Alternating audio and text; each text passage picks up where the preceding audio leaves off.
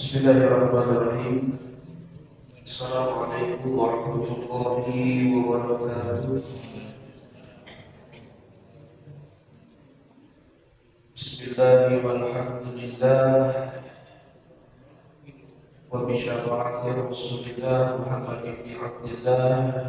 La haula wa la quwwata illa billah. Asyhadu an la ilaha illallah wahdahu la syarika lahu wa asyhadu anna Muhammadan abduhu wa rasuluhu la nabiyya wa rasula ba'da. Allahumma shalli ala sayyidina Muhammad wa ala alihi wa sahbihi ajma'in. Rabbi shrah li sadri wa yassir li amri wahlul 'uqdatam min lisani yafqahu qawli. Amma ba'du. Hadratil muhtaramin, hadirin kiram seluruh jamaah al-maghfirah yang hadir pada kesempatan malam hari ini, mudah-mudahan kita semua senantiasa masih dalam lindungan dan rahmat daripada Allah Subhanahu wa taala. Amin ya rabbal alamin. Bersyukur kita kepada Allah dengan ucapan alhamdulillahirabbil alamin. Berselawat kita kepada baginda Rasulullah sallallahu alaihi wasallam dengan Allahumma shalli ala sayyidina Muhammad wa ala ali sayyidina Muhammad. Mudah-mudahan selawat tersebut menjadi salah satu wasilah kita semakin cinta kepada Nabi Muhammad sallallahu alaihi wasallam. Amin ya rabbal alamin. Ma'asyiral hadirin rahimakumullah. 2 minggu sudah kita tidak bertemu. Tepat tanggal 17 Agustus kebetulan pengurus menghubungi kami, katanya libur dulu, lagi lomba. Saya mikir mampir lomba apa? Lomba mengaji kayaknya. Jadi husnuzon saya. Malam minggu kemarin kebetulan ada sebuah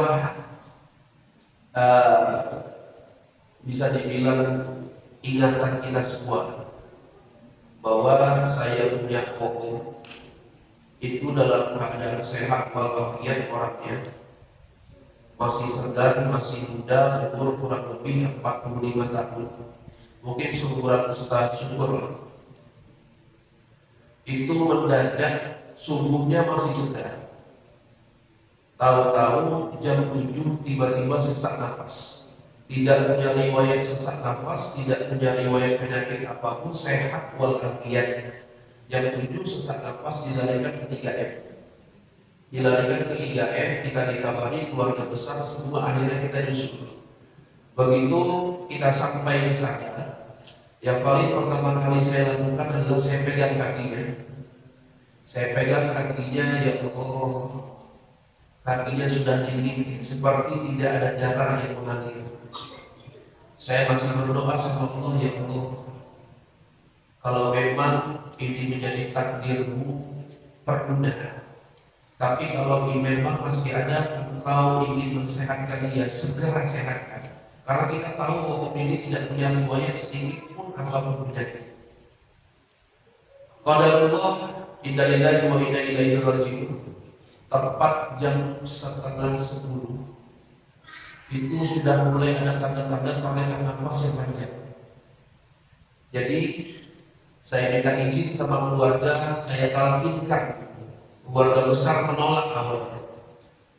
Kata saya, mudah-mudahan dengan talkin ini bukan untuk menjumpahi mati, bukan, mudah-mudahan sehat. Akhirnya saya talkinkan dengan kalimat la ilaha illallah 3 kali. Karena sudah tidak bisa bicara, selang sudah masuk sini, pom jantung sudah dipompa, paru-paru sudah tidak berfungsi, saraf yang di kepala untuk menggerakkan oksigen sudah tidak berfungsi. Akhirnya saya talkinkan la ilaha illallah, la ilaha illallah, la ilaha illallah. Om cuma ngangguk saja. Akhirnya tidak setelah berselang lama seperti itu, Allah sayang sama kita. Jadi jam tepat jam 10 kami langsung berangkat ke Bukit Tinggi. Jadi saya telepon itu Ustaz Abdurrahman, Ustaz, mohon maaf saya tidak bisa hadir pada hari ini karena saya harus ngantar ke Bukit Tinggi. Jadi langsung diantar ke Bukit Tinggi dan luar biasanya perjalanan 16 jam kurang lebih. Karena di Pekan Tua itu kan jalannya cincin, satu tenggelam, satu naik. Jadi itu kemarin itu sudah ada air jalan di situ, cuma tidak sepasang sekarang. Qadarullah luar biasanya subhanallah, sampai 16 jam tepat jam 12 malam lebih sampai sana, jenazah sama sekali tidak mengeluarkan bau apa, tidak mengeluarkan bau, dan luar biasanya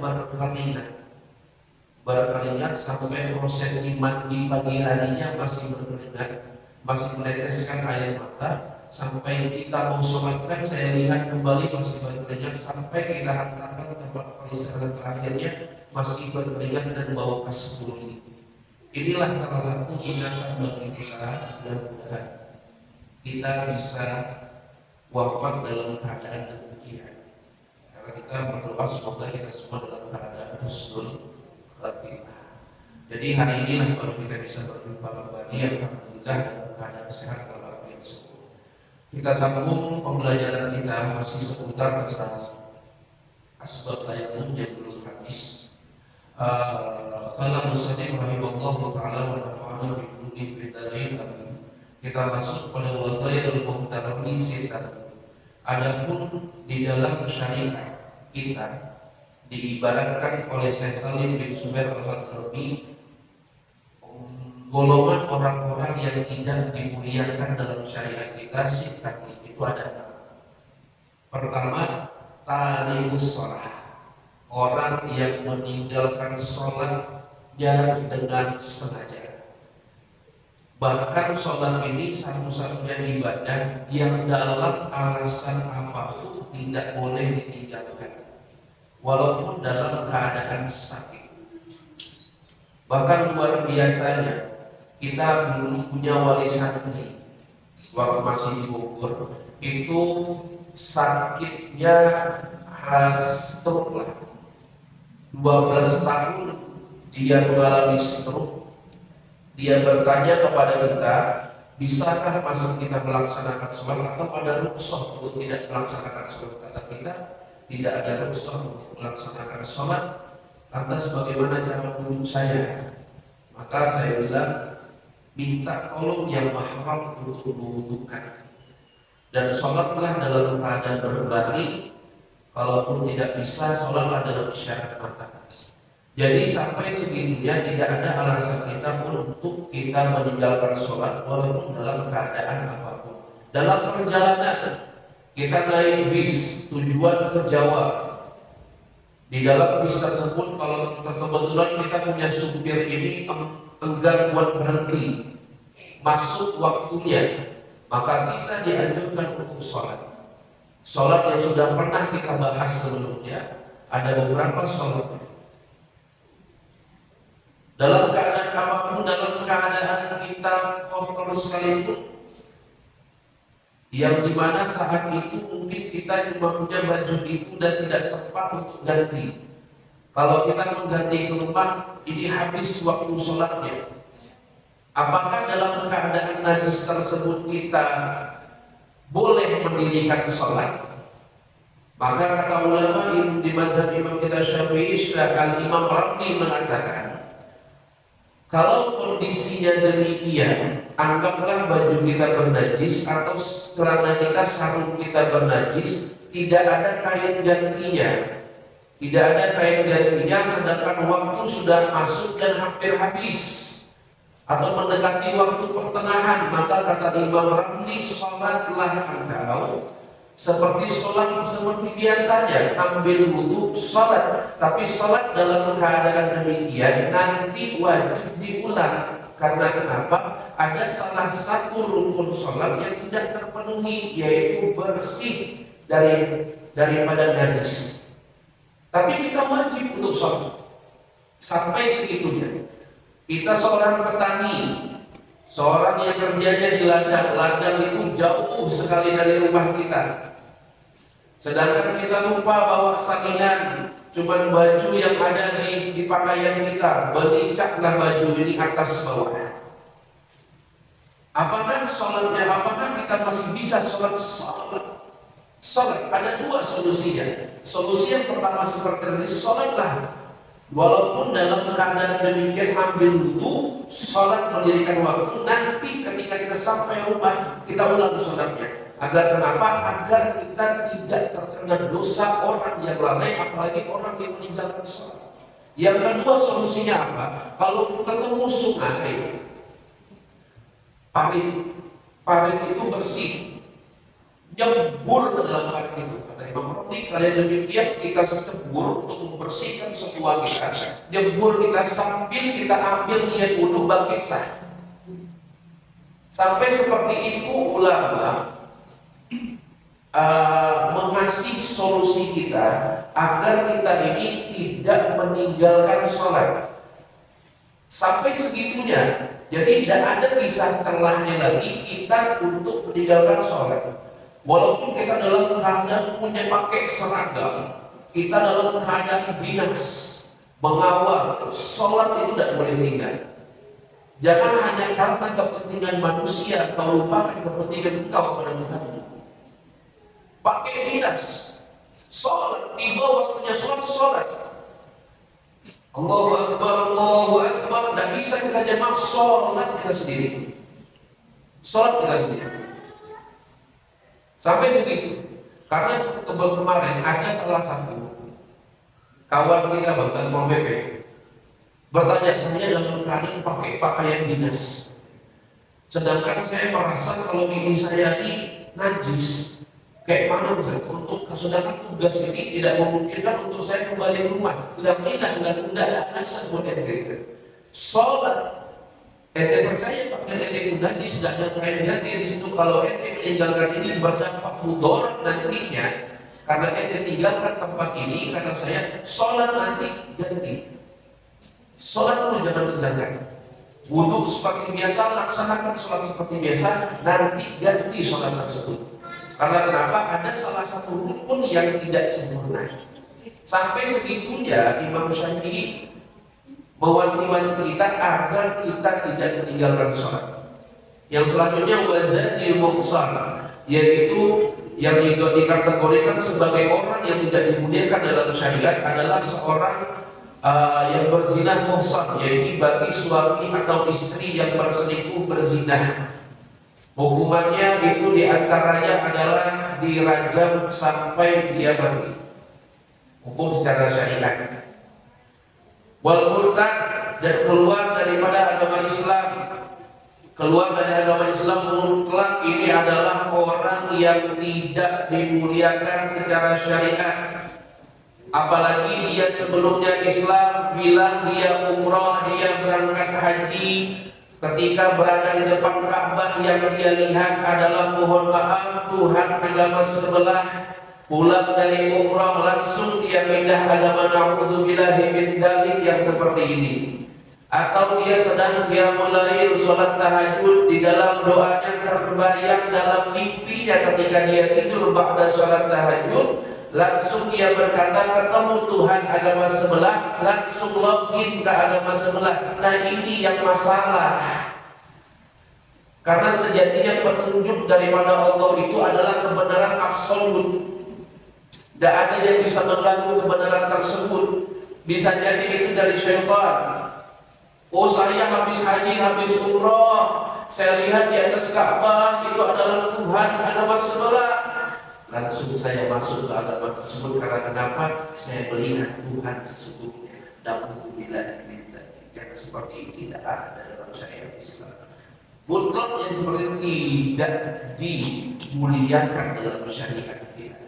Hati-hati dengan hal-hal demikian. Dalam kitab Sulamut Taufiq itu ada beberapa tingkatan-tingkatan orang yang murtad.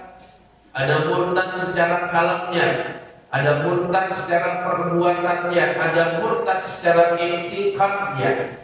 Murtad secara kalam ini hati-hati, suka kita ucapkan tanpa kita sadari. Seperti apa contohnya Ustaz? Murtad akwal atau murtad perkataan. Ya Allah, hari ini rezeki udah ada ya. Ya Allah, besok saya makan apa ya Allah? Ya Allah, bagaimana nasib anak saya ya Allah? Ya Allah, anak saya Sultan Syarif Qasim ya Allah, kayak mana nanti nasibnya di masa depan. Yang kayak ini tergolong murtad akwal karena kenapa? Tidak percaya kepada rezeki yang Allah berikan kepada dia. 30 tahun kita hidup, 40 tahun kita hidup, ada dan beberapa hari kita tidak dapat rezeki, tidak bisa makan. Sebelum kita diciptakan di dunia ini, Allah itu sudah mampu memberi rezeki makhluk sebelum kita, apalagi cuma sekedar memberi kita makan besok hari. Jadi jangan sampai yang kayak gitu terpecah kembali keluhan-keluhan. Mengeluh itu silahkan, tapi jangan sampai itu merendahkan zatnya Allah. Kalau mau kita sedang berkeluh kesah keluar segala macam, ambil air wudu, gelar sajadah, sholat 2 rakaat, minta sama Allah, ya Allah, Engkau tahu bagaimana kondisiku saat ini. Andaikan aku mengeluh, aku khawatir keluhanku ini nanti malah menjengkali sifatmu ya Allah, maka biarkan aku cerita kepadamu. Insya Allah benar-benar ada solusinya. Maka hati-hati. Atau yang kayak gini ada juga, dia main judi online. Saya agak keras kalau soal judi online, mohon maaf Mas. Atau dia main judi online, dia bilang hadza min fadli rabbi, inilah dari Tuhanku. Betul dari Tuhan, tapi Anda yang memilih jalannya haram. Anda yang pilih jalannya haram. Allah itu udah kasih jalan, ini jalan yang halal, ini jalan yang haram. Anda pilih jalan yang haram, Anda bilang, oh ini rezeki dari Allah. Iya rezeki dari Allah, cuma sumbernya ente yang tentukan. Jadi kayak gitu, jangan kita beranggapan hal-hal yang demikian. Khawatir kita murtad akwal, murtad dalam perkataan kita. Yang selanjutnya wa kafirul harbiyu, yaitu kafir harbi. Kafir harbi ini adalah kafir yang memang dia itu memusuhi umat Islam. Kafir yang boleh kita perangi. Ada kafir yang tidak boleh kita perangi, itulah kafir dhihni. Dia berkerabat baik sama kita, bertetangga baik sama kita, berhubungan sosial dengan baik kepada kita. Kafir dhihni ini wajib kita lindungi. Apalagi dia tinggal di mayoritas umat muslim, berikan dia ketenangan, cerminkan seorang muslim yang betul-betul rahmatan lil alamin sebagaimana Rasulullah. Tapi kalau kafir harbi yang mengganggu, mohon maaf, yang mengganggu jalannya agama Islam, ini wajib kita untuk bertindak. Kita tidak bisa maju, setidaknya kita memerangi dia dalam segi pikiran kita itu paling minimal. Jangan bodoh amat. Kata Buya Hamka, kalau ada yang demikian orang kafir memporak-porandakan umat Islam, dia bilang Allah ya biarlah begitu, Allah tidak perlu dibela udah tinggi. Yang seperti ini kata Buya Hamka apa? Ganti pakaianmu dengan kain kafan. Nah ini kafir harbi, kafir yang wajib kita perangi. Kafir ini kafir yang tidak wajib kita perangi, yang dimana kita bertetangga sama mereka. Ini adalah orang-orang yang tidak dimuliakan dalam syariat. Yang selanjutnya adalah wal kalbul aqur, yaitu anjing yang galak, dan yang terakhir adalah wal khinzir, yaitu adalah babi. Faslun, bermula ini yaitu suatu pasal fi syurutit tayammumi. Syurutut tayammumi asyaratun. Syarat-syarat sahnya tayammum itu ada 10. Kalau kemarin kita bahas sebab-sebab diperbolehkannya tayammum, sekarang kita bahas itu adalah syarat-syarat sahnya tayammum. Yang pertama adalah an yakuna biturabin, yaitu menggunakan debu. Yang debu ini kalau dalam mazhab Imam kita Syafi'i itu adalah debu yang berasal dari tanah. Di luar debu tersebut tidak bisa kita gunakan untuk bertayamum.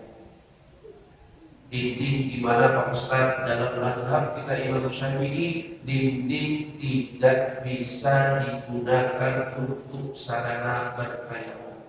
Jok mobil Pak Ustaz apalagi. Kalau kita umroh gimana Pak Ustaz apalagi. Jadi bagaimana debu yang seperti apa? Nanti di pasal selanjutnya ada namanya makhluk turab, kita menyiapkan hal demikian. Wa yakuna turabu tahiran, yaitu yang harus digunakan debu tersebut atau tanah tersebut adalah tanah yang suci, yang tidak terkontaminasi dengan najis. Tanah yang memang bersih, yang kita ambil dari betul-betul tanah. Tanah itu ada yang berdebu. Pasir gimana Pak Ustaz? Pasir itu bukan debu. Beda ceritanya kalau pasir tersebut ada debunya, tapi kalau pasirnya bukan debu. Oh, ada lagi Ustaz, kalau mobil gagal lewat, mobil besar lewat itu berdebu, bolehkah kita bertayamum dengan serbuk debu-debu tersebut? Tidak. Karena berarti ada di sini, kita jelaskan satu persatu. Ayat udah di turab. Kita harus menyiapkan, harus menggunakan turab. Kayaknya saya bawa tadi itu saya siapkan. Nah, ada meja lagi tidak Pak Ustaz? Meja kecil, biar saya lebih senang mempraktekannya. Jadi yang dimaksud dengan turab ini bukan secangkul tanah, bukan seujung sendok pun bisa. Jadi biar kita praktekkan, biar ini tidak jadi. Karena ini ada beberapa kesalahpahaman orang-orang tentang tayamum. Ada yang ini aja. Ada beda tidak ada.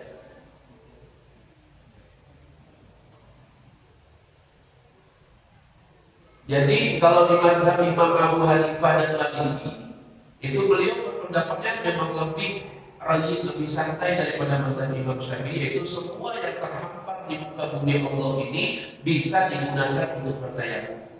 Kalau mazhabnya Imam Maliki dan Imam Abu Hanifah. Tapi kalau mazhab kita Imam Syafi'i itu mutlak biturab, mutlak dengan tanah yang berdebu, bukan tanah yang berlumpur. Nah, kalau berlumpur ini mesti kira pula nanti kita. Nah, itu yang repot. Jadi termasuk caranya itu menyiapkan ini. Saya siapkan sendiri. Ini bisa digunakan berkali-kali. Jadi yang selama ini kita pahami kan seperti ini. Anggaplah ini tembok. Kita tatapkan ke sini. Terus kita gini-ginikan, ini benar, ini sunnahnya sebenarnya. Terus kita usap ke muka, terus cari tempat lain lagi. Tidak kayak itu tayamum. Kita cari tempat sampingnya. Sedangkan dia ada nanti di salah satu syarat tayamum itu adalah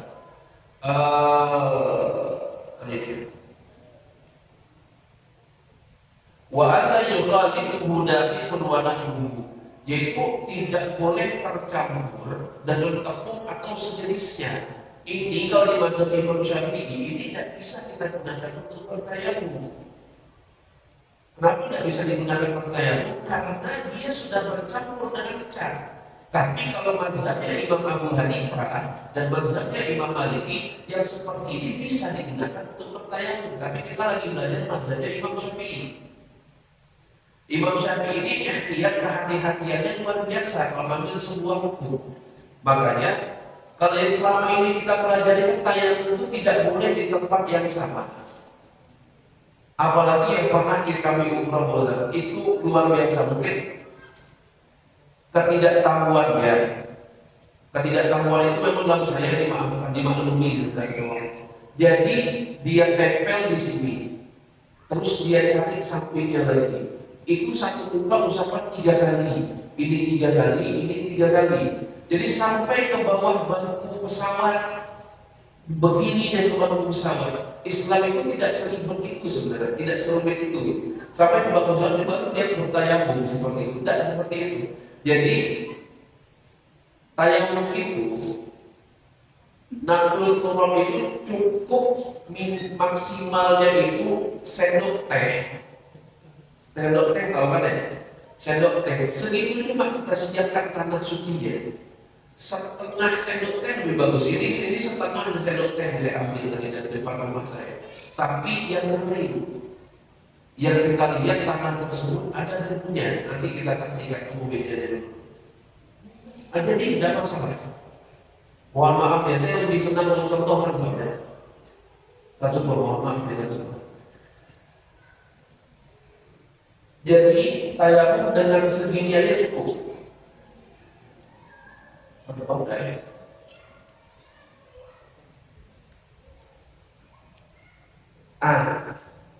Bisa dilihat. Ambil satu sendok. Beda bisa melihat ketik saja. Ambil satu sendok teh. Satu sendok teh itu taburkan ke kertas. Taburkan seperti ini. Ini tanah yang di depan rumah. Taburkan seperti ini.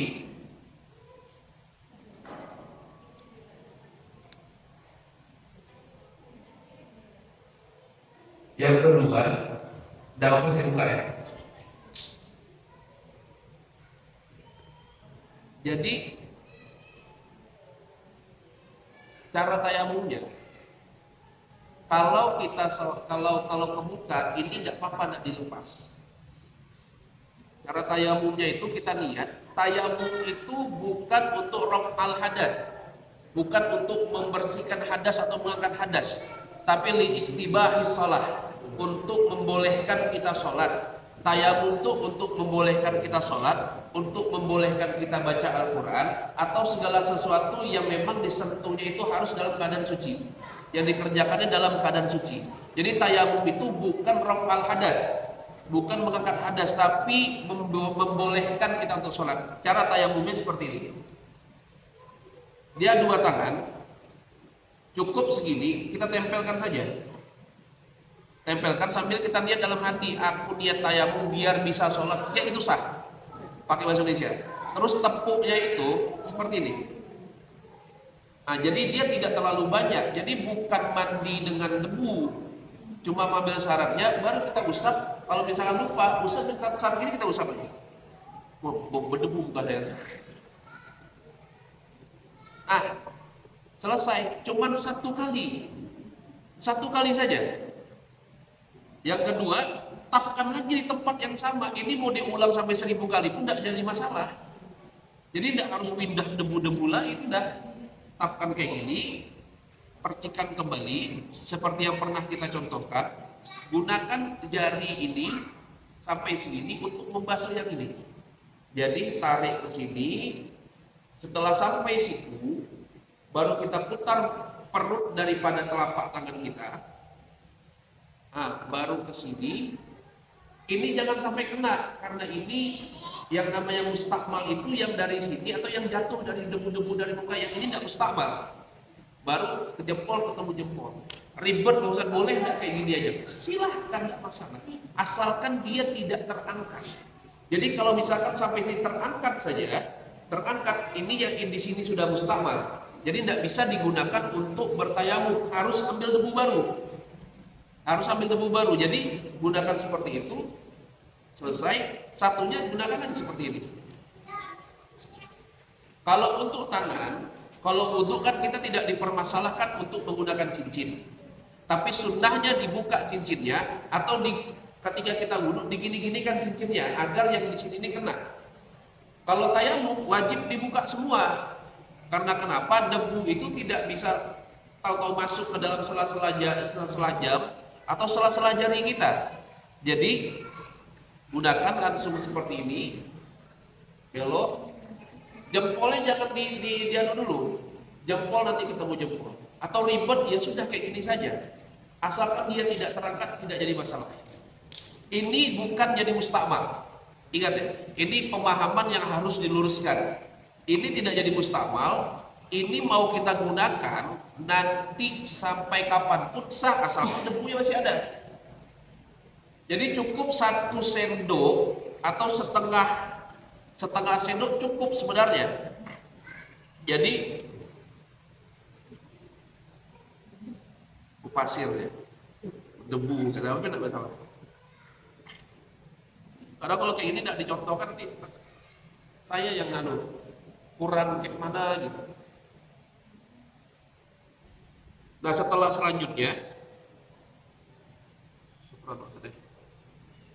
selanjutnya ini lipat lagi. Nah, lipat aja lagi. Kalau kita nanti kemana-mana yang ada air, selipkan ke kantong. Tidak ada air, gunakan ini. Tidak ada air, gunakan ini.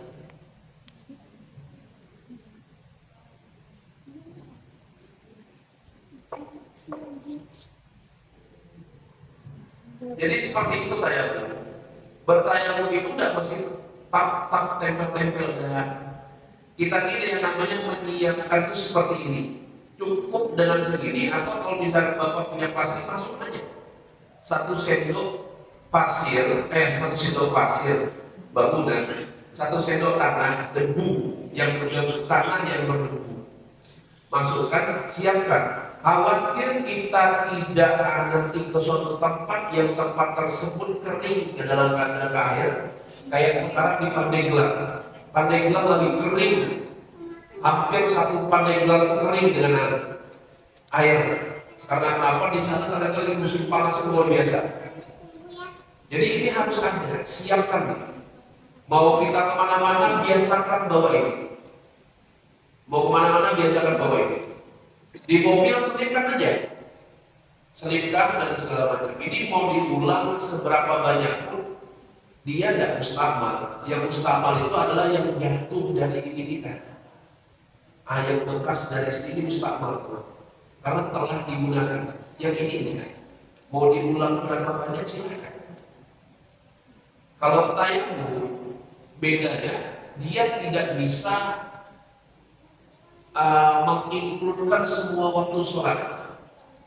Kalau wudhu kan bisa, contoh misalkan kayak Syekh Abu Bakar bin Salim itu 40 tahun menggunakan wudhu sholat isya untuk sholat subuh. Artinya beliau tidak tidur. Itu bisa. Tapi kalau tayamum itu adalah harus masuk waktu sholatnya.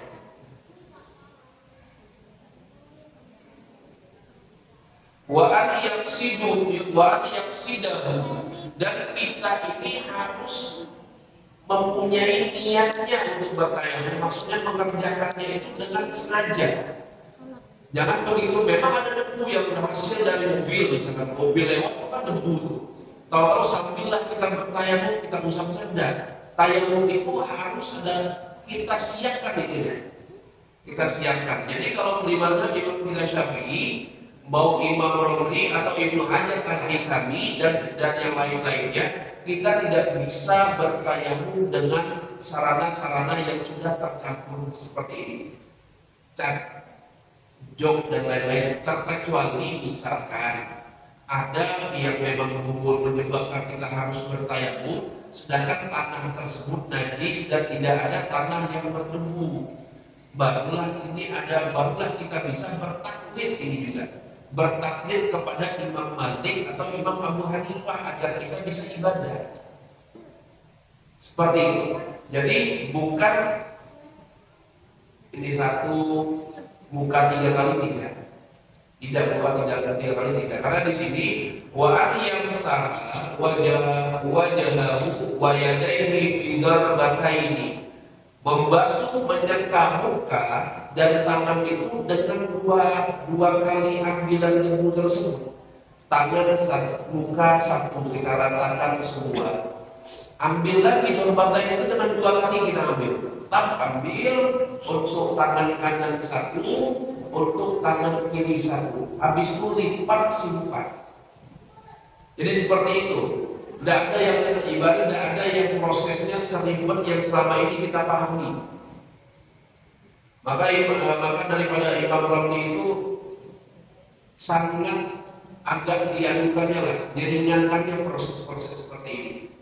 Kalau yang lain biasa, kalau misalkan kita sudah ke Arab,